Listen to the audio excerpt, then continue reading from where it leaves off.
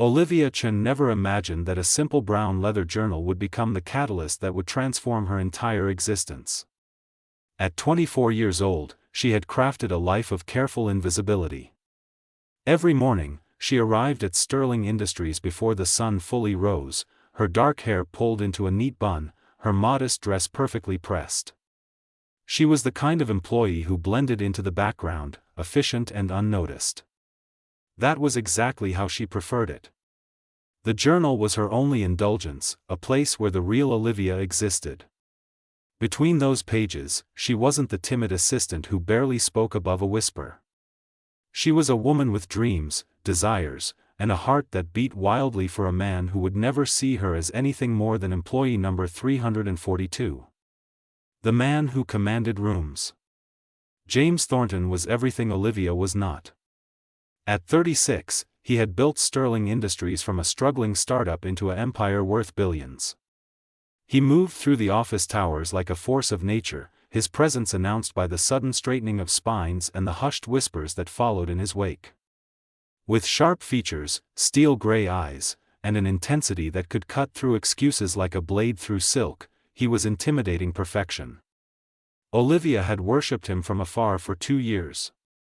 She memorized the way his jaw tightened when he was concentrating, how his rare smiles transformed his entire face, the specific cadence of his footsteps in the hallway.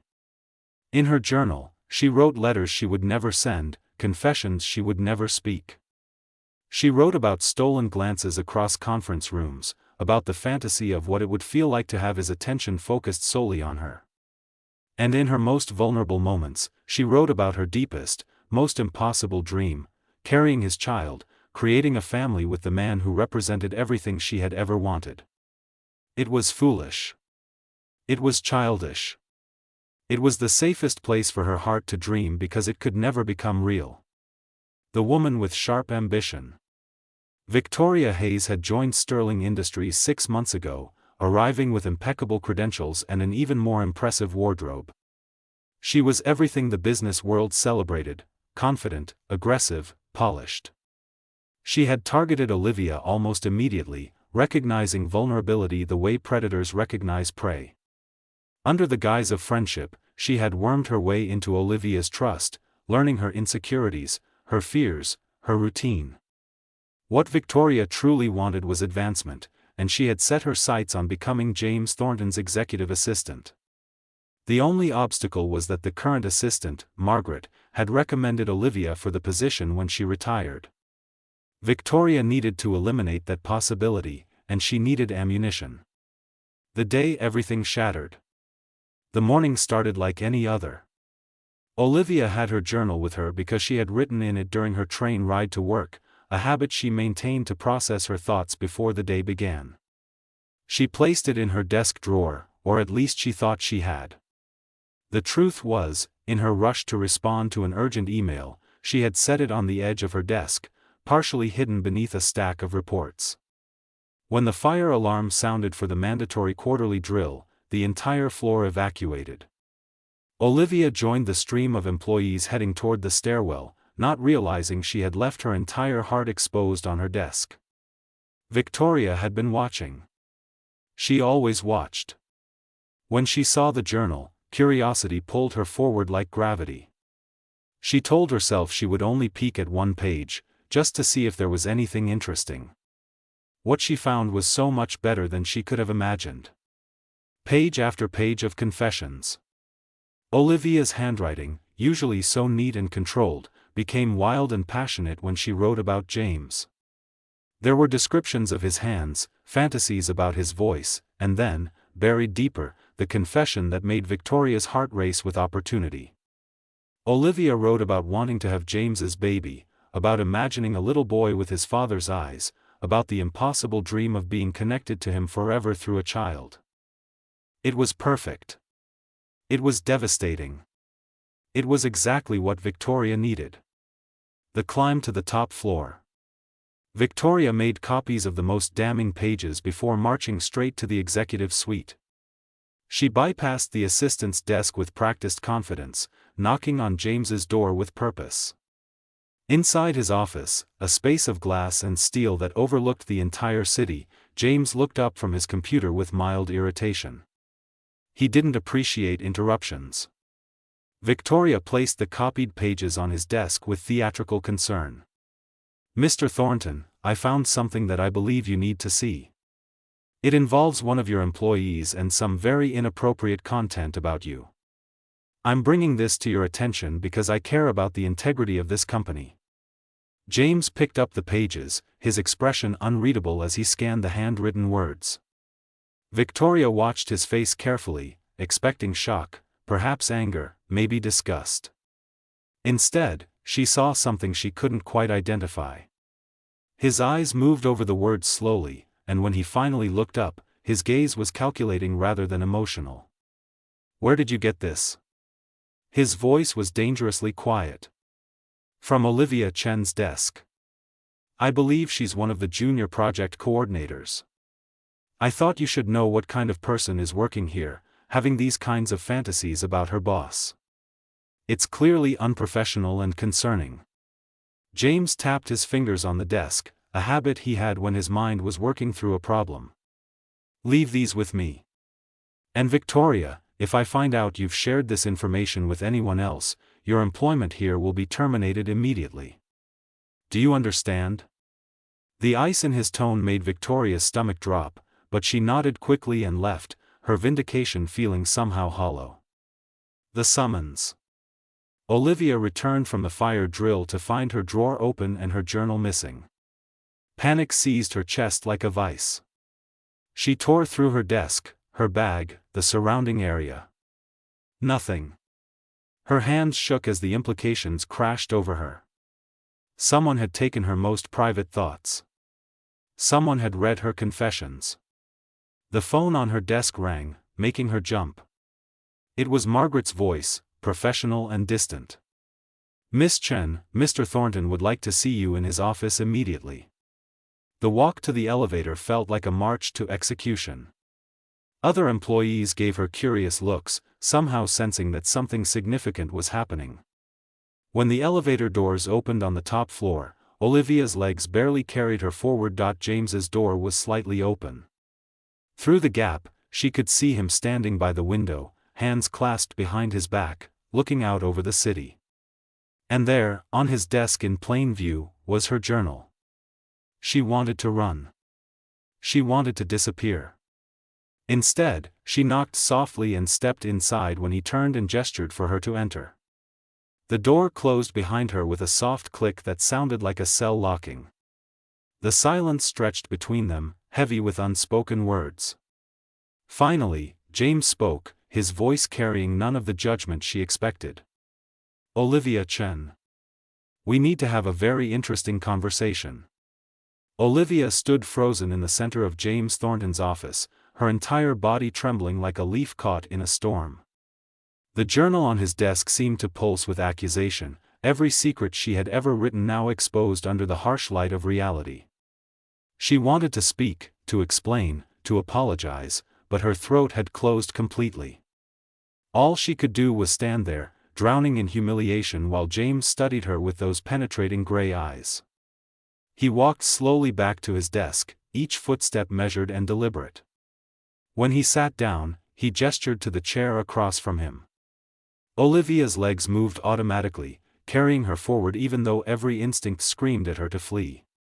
She perched on the edge of the leather seat, her hands clenched so tightly in her lap that her knuckles had turned white.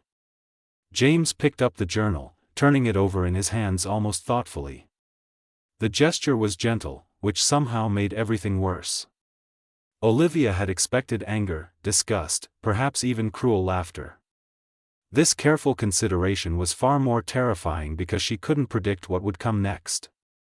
"How long have you worked here?" His question was so ordinary that it took her a moment to process it. 2 years and 4 months, she whispered, her voice barely audible. "And in that time, have you ever been anything less than exemplary at your job?" The question confused her. "I don't understand." "It's a simple question, Miss Chen. Your work performance. Have there been complaints? Missed deadlines? Errors that cost the company money?" "No, sir. Her confusion deepened. Why was he asking about her work when her personal diary sat between them like evidence at a trial? The unexpected revelation. James leaned back in his chair, his fingers forming a steeple under his chin. Then let me be clear about something. What you write in your private journal is your business. The fact that it was stolen from your desk and brought to me is a violation that I don't take lightly.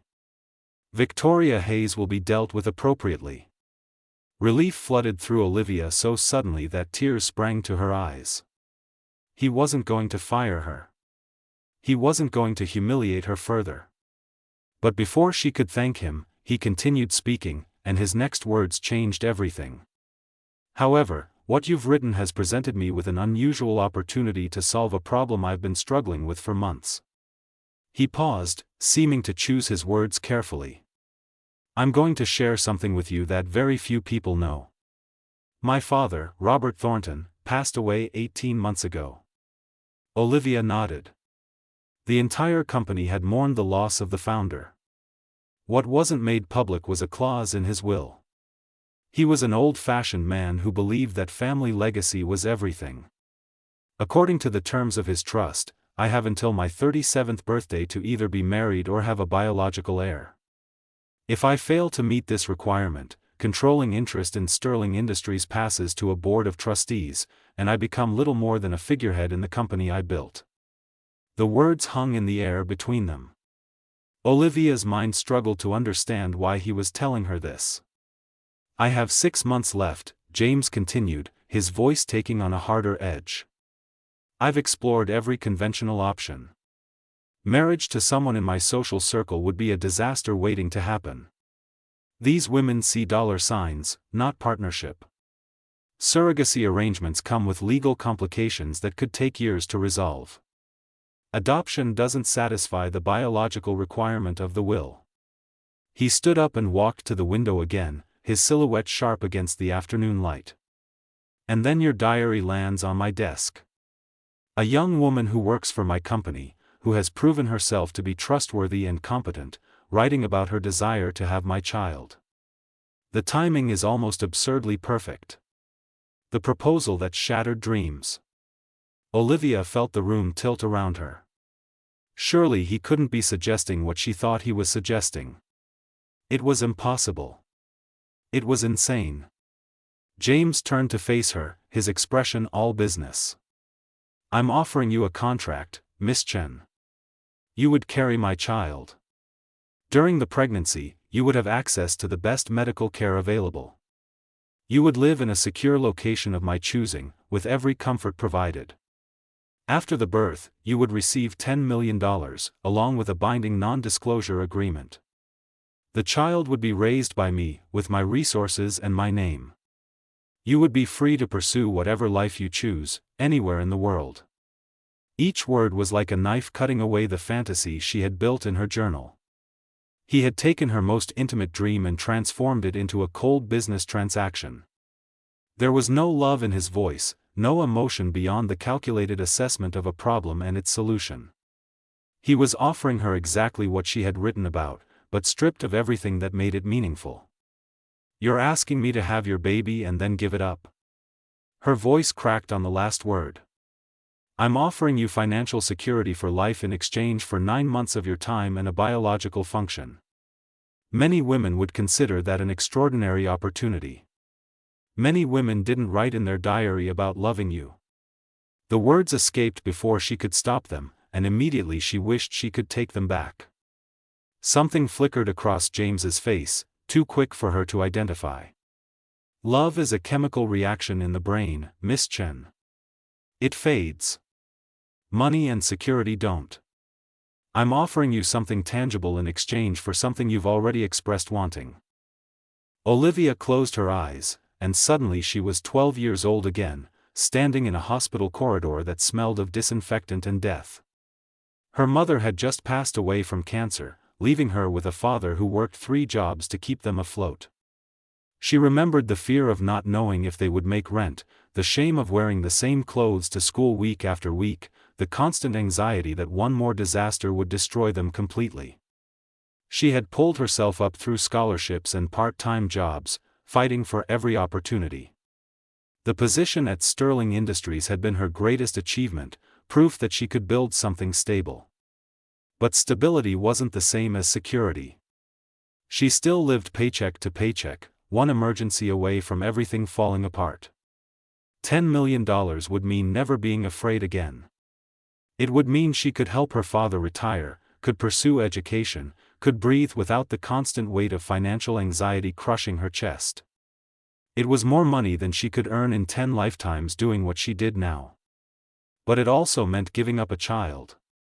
Her child. A baby that would carry half her DNA, that she would carry for 9 months, feeling every kick and movement. How could she hand that baby over and walk away? How could she live with herself? "I need time to think," she said, opening her eyes to find James watching her intently. "You have 48 hours. If you agree, my lawyers will draw up a contract that protects both of us. If you decline, this conversation never happened, and your employment here continues exactly as before. No judgment, no consequences. You have my word." The tortured night. Olivia barely remembered leaving his office or getting through the rest of the workday. She moved on autopilot, her mind spinning in endless circles.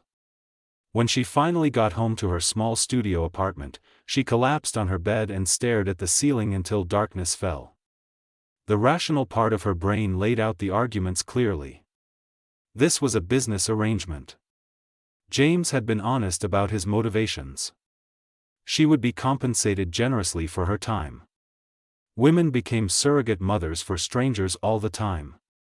This was no different, except she would be carrying a child for someone she already cared about, ensuring the baby would have every advantage in life.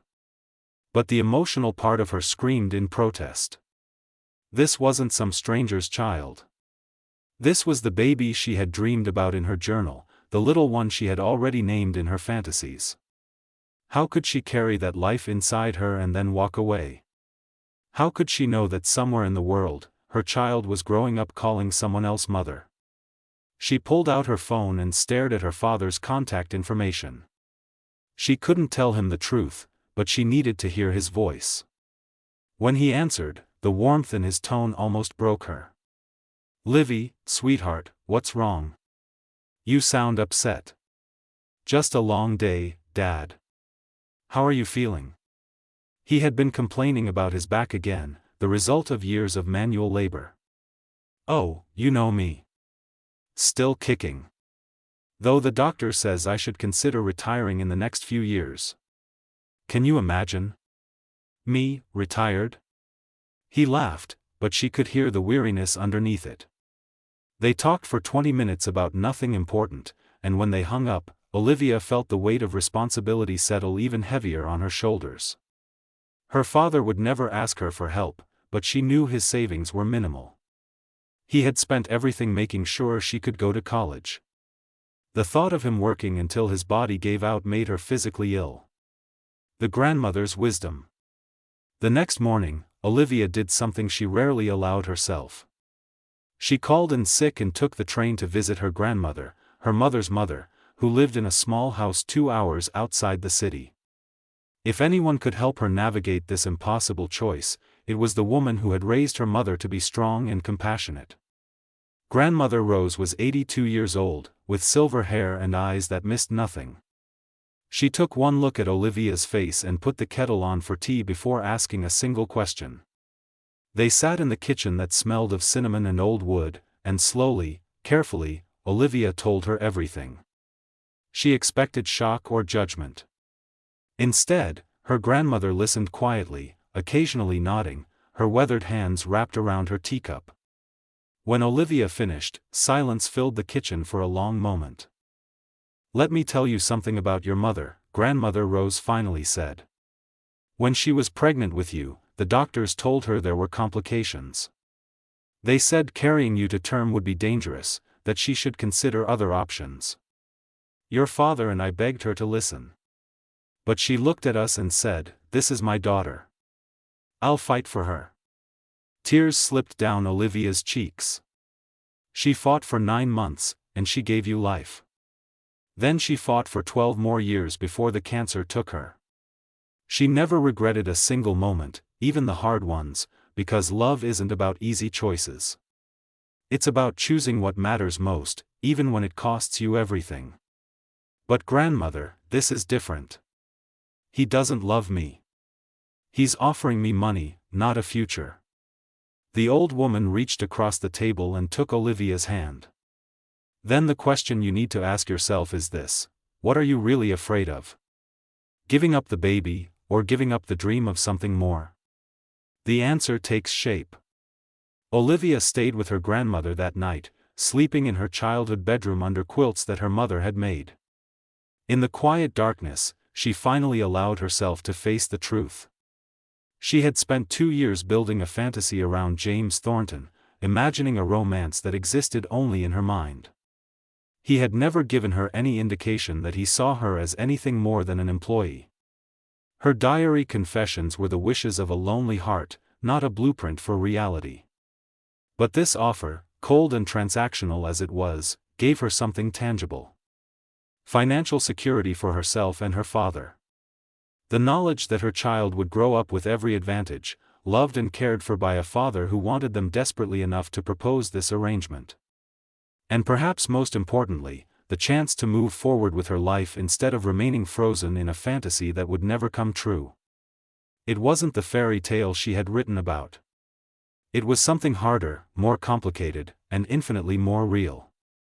As dawn broke through the bedroom window, Olivia knew what her answer would be.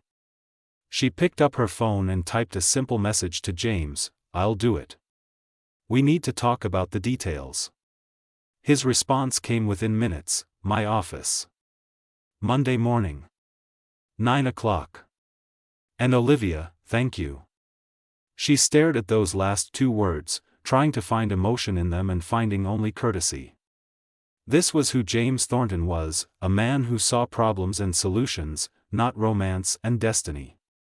If she was going to do this, she needed to accept that truth completely. The girl who wrote love letters in a diary was going to have to become a woman who could walk away from her own child. And Olivia had no idea if she was strong enough to survive that transformation. Monday morning arrived with gray clouds hanging low over the city, matching the storm of emotions churning inside Olivia's chest. She dressed carefully in a navy blue dress that was professional yet feminine, though she wasn't sure why it mattered. This meeting wasn't about impressing James Thornton. It was about finalizing an arrangement that would change the entire trajectory of her life. The elevator ride to the top floor felt different this time. Last week, she had made this journey consumed by fear and humiliation. Today, she carried something else. Not quite confidence, but a quiet resolve that came from accepting an impossible choice. She had spent the weekend examining every angle, and while peace eluded her, she had found a kind of clarity. James's assistant, Margaret, greeted her with a knowing smile that held no judgment. "He's expecting you, dear. Go right in." The older woman's kindness was a small comfort in a morning that felt surreal. Inside the office, James stood by his conference table where several leather folders were arranged in neat rows. He wore a charcoal suit that emphasized his powerful frame, and when he turned to face her, his expression was professionally neutral. No warmth, but no coldness either. He was treating this exactly like any other business meeting. "Olivia, thank you for coming. Please, sit down." He gestured to the chair beside him at the table. "I've had my legal team prepare the contracts. Before you review them, I want to make sure we're aligned on the key terms." She sat, her hands folded in her lap to keep them from shaking. "I'm listening." The terms of transaction. James opened the first folder, revealing pages of dense legal text. The agreement is structured in phases. Phase 1 covers the conception period. We'll work with a fertility specialist to ensure the process is as efficient as possible. All medical procedures will be conducted in a clinical setting. Once pregnancy is confirmed, you'll transition to phase 2. The clinical language made her stomach twist. He was describing the creation of a child with the same tone someone might use to discuss a merger. During pregnancy, you'll relocate to a private residence in the countryside. It's secure, comfortable, and staffed with medical professionals. You'll have access to anything you need. Entertainment, books, whatever helps you stay comfortable. You'll also have a personal physician, a nutritionist, and a therapist available 24 hours a day. A therapist? The word caught her attention. For the first time, something almost human flickered in his eyes. Pregnancy is physically and emotionally demanding. I want to ensure you have every resource available. Your well-being during this process is my responsibility. Olivia absorbed this, surprised by the consideration behind the planning. She had expected him to view her as merely a vessel, but this level of care suggested something more complex. After the birth, you'll remain at the residence for 3 months. My medical team recommends this period for recovery and for establishing breastfeeding if you're comfortable with that.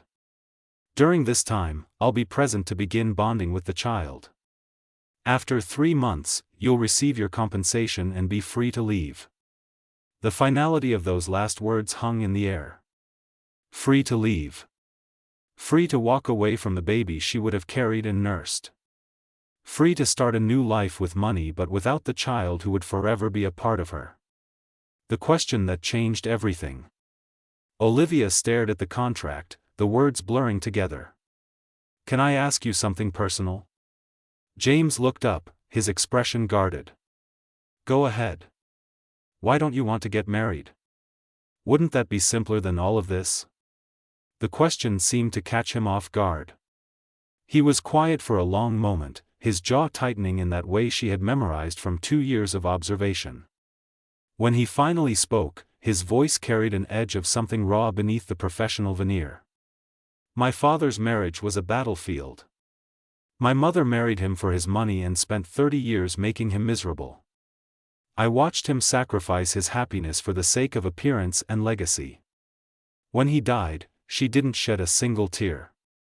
She was too busy calculating her inheritance. He paused, his hands flat on the table. I won't repeat his mistakes. I won't trap myself in a relationship built on lies and obligation. At least this arrangement is honest about what it is. The vulnerability in his admission surprised her. For just a moment, she glimpsed the human being beneath the corporate armor. A man who had been shaped by pain just as she had, who protected himself by turning emotions into transactions because emotions had betrayed him. And what about the child? Her voice was soft. Don't they deserve to have a mother? They'll have everything else. Stability, education, opportunity, and a father who wants them. That's more than many children get. His tone had hardened again, the wall rebuilding itself. Olivia took a deep breath. I have conditions of my own. James raised an eyebrow. I'm listening. I want to be part of the child's life. Not as a mother, I understand that's not what you're offering. But I want updates. Pictures. I want to know they're healthy and happy. I can't carry a baby for 9 months and then have them disappear completely from my life. She watched his face carefully, expecting immediate refusal. Instead, he seemed to consider it seriously. Annual updates. Photos and a brief summary of developmental milestones. Nothing that would confuse the child about their family structure, but enough for you to know they're well. Would that be acceptable? It wasn't enough. It would never be enough. But it was something, a thread connecting her to the life she would help create. Yes. Then we have an agreement. James pulled out a pen and slid it across the table. Sign the first page to indicate you've reviewed the terms. The lawyers will finalize everything by the end of the week. The moment of commitment. Olivia picked up the pen, feeling its weight in her hand. This was it. The moment where fantasy became reality, where dreams transformed into binding legal obligations. Once she signed, there would be no going back. She would be committed to a path that terrified and compelled her in equal measure. She thought about her grandmother's words. What are you really afraid of? Was it giving up the baby, or giving up the dream of something more? The truth was, she was afraid of both. But more than that, she was afraid of spending the rest of her life wondering what might have happened if she had been brave enough to say yes. At least this way, she would know. She would have certainty, even if it came wrapped in pain. She signed her name, the pen scratching across the expensive paper. When she looked up, James was watching her with an intensity that made her breath catch. "Thank you, Olivia. I know this isn't easy." His voice was quieter now, almost gentle. "I'll do everything in my power to make this process as bearable as possible." "When do we start?" The question came out steadier than she felt. "The fertility clinic has an opening this Friday. We'll begin the preliminary work then." He closed the folder, his businessman persona sliding back into place. "In the meantime, I'd like you to continue your regular work. Maintaining normalcy will be important." Olivia nodded, though the idea of returning to her desk and pretending nothing had changed seemed impossible. How could she sit in meetings and file reports when she had just agreed to the most significant decision of her life? The unexpected shift. Over the following weeks, something strange began to happen. The clinical process of working with fertility specialists and medical professionals created an odd intimacy between Olivia and James. They sat together in sterile examination rooms, discussing hormone levels and optimal timing. They reviewed meal plans and vitamin regimens. Slowly, conversation began to drift beyond the purely medical. One afternoon, waiting for an appointment, James asked about her education. She told him about her scholarships, about working night shifts at a diner to pay for books, about the pride in her father's eyes when she graduated. He listened with genuine interest, asking questions that suggested he actually cared about the answers. "You're remarkably resilient," he said finally. "Most people who've faced your challenges would have given up. Most people who've built what you've built would be insufferable," she countered, surprising herself with the boldness. "But you're not. You're just guarded." He smiled then, a real smile that reached his eyes and transformed his entire face. "Careful, Miss Chen. You're beginning to see past the armor. Maybe that's not such a bad thing, Mr. Thornton." The moment stretched between them, charged with something neither of them wanted to name. Then the nurse called them in, and the spell broke. The news that changed the game. 6 weeks after signing the contract, Olivia sat alone in her apartment bathroom, staring at a plastic stick with 2 pink lines. Pregnant. The word felt too big, too real, too overwhelming. She was actually pregnant with James Thornton's child. The fantasy she had written about in her diary was now a biological reality growing inside her body. She called him immediately, her hands shaking so badly she almost dropped the phone. "It's positive," she whispered when he answered. "The test is positive." Silence on the other end, stretching so long she thought the call had dropped. Then his voice, rough with emotion she had never heard from him before. "I'll be there in 20 minutes. He arrived in 18, still wearing his suit from the office, his hair slightly disheveled as though he had run his hands through it repeatedly. When she opened the door, he stood there looking at her with an expression she couldn't quite read. Not just relief or satisfaction, but something deeper, almost vulnerable. "May I come in?" She stepped aside, and he entered her small apartment, looking oddly out of place among her modest furniture and cheerful curtains. He turned to face her, and for a moment, neither of them spoke. "Olivia, I need to tell you something." His voice was strained. "These past weeks, getting to know you, seeing your strength and your kindness, I've realized something important. This arrangement we made, it was supposed to be simple. A transaction. But nothing about you is simple." Her heart hammered against her ribs. "What are you saying?" "I'm saying that somewhere between contracts and clinic appointments, this stopped being just business for me. I find myself thinking about you constantly. Worrying about whether you're eating enough, whether you're happy, whether you're having second thoughts. I've built my entire adult life on emotional distance, and somehow you've slipped past every defense I have. He stepped closer, close enough that she could see the silver flecks in his gray eyes, close enough to feel the warmth radiating from his body. I'm not asking you to love me.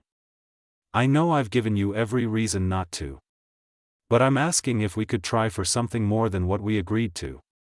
Not because of the baby, but because I think we could be extraordinary together if we both had the courage to try. The answer written in starlight. Olivia felt tears sliding down her cheeks, but for the first time in weeks, they weren't tears of fear or grief. They were tears of possibility, of hope, of a fantasy that might actually transform into something real. I've loved you since the day I started working for you, she admitted, her voice breaking. I thought it was impossible, that men like you didn't notice women like me. I convinced myself that having your baby and walking away would be enough. But these weeks together, seeing who you really are beneath the walls, it's been the most beautiful torture of my life.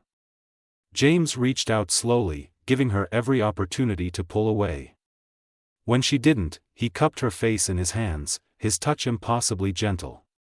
Then let's rewrite the contract. Not the legal one, the one between us. Let's see if we can build something real. What if we fail? The fear in her voice was honest. Then at least we'll have tried. At least we'll know. His thumb brushed away her tears. I've spent my entire life playing it safe, Olivia. Safe is lonely. Safe is cold. I'd rather risk everything for a chance at something genuine than spend another day protecting myself from feeling. She rose on her toes, closing the distance between them, and kissed him with all the longing she had poured into her diary pages. He responded with a passion that proved his words true, pulling her close as though she were precious, as though she were the answer to questions he hadn't known how to ask. When they finally broke apart, both breathing hard, he rested his forehead against hers. We're going to figure this out together. The baby, us, everything. No more contracts dictating our future. Just two people choosing each other, every day. The beginning of forever. 6 months later, Olivia stood in the nursery of James's penthouse, her hand resting on her rounded belly as she felt their daughter kick. The room was painted in soft yellows and greens, filled with books and toys and love. James came up behind her, wrapping his arms around her waist and placing his hands over hers. She's active today, Olivia murmured, leaning back against his chest. She takes after her mother. Strong and determined. He kissed the side of her neck. Have you thought more about names? I was thinking about Grace. For my mother, and for the Grace that brought us together. Grace Thornton, he tested the name. It's perfect. She's perfect. You're perfect. Olivia turned in his arms to face him. We're not perfect. We're messy and complicated and still figuring everything out. Perfectly imperfect then. His smile was the one she loved best, the private one he saved only for her. I love you, Olivia Chen. I love you more than I thought I was capable of loving anyone. I love you too. Even though you turned my diary confession into a business proposal. He laughed, the sound rich and warm.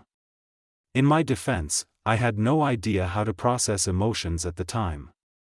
You've taught me so much about being human instead of just being successful.